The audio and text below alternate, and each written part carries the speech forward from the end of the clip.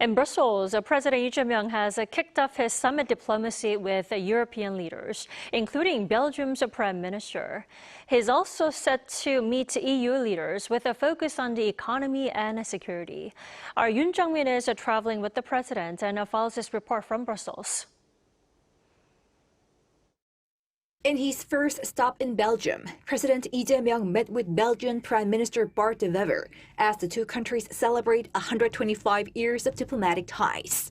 An MOU was signed on expanding cooperation for small and medium-sized firms on the occasion of Wednesday's talks. Also discussed was cooperation on the economy and trade. The leaders agreed to continue expanding cooperation centered on strategic industries by continuing corporate investments between the two countries in the fields of battery, materials, and energy.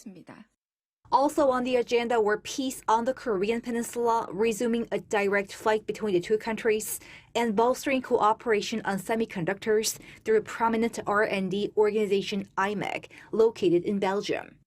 There was a focus on culture and education exchanges as well, such as expanding Korean studies at Leuven University and Ghent University, with the signing of related documents. Later in the day, he will also meet with President of the European Council Antonio Costa and President of the European Commission Ursula von der Leyen, with a focus on security and defense, economy and trade, renewable energy, and cutting-edge technologies. With the 27-member European bloc being South Korea's third largest trading partner, the leaders are expected to address regulation issues as well.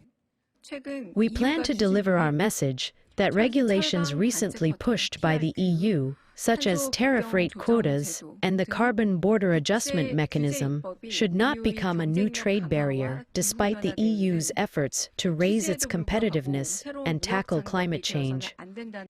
They will also discuss bolstering security cooperation and joint efforts to tackle transnational crimes such as drugs and terrorism.